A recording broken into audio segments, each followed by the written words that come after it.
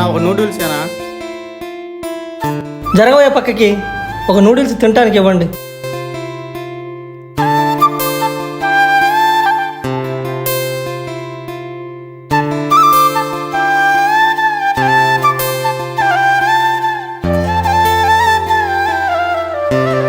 ఇలాంటి వాళ్ళు కూడా కూర్చొని తింటారా? వాళ్ళ రేంజ్ అయింది, నా రేంజ్ అయింది.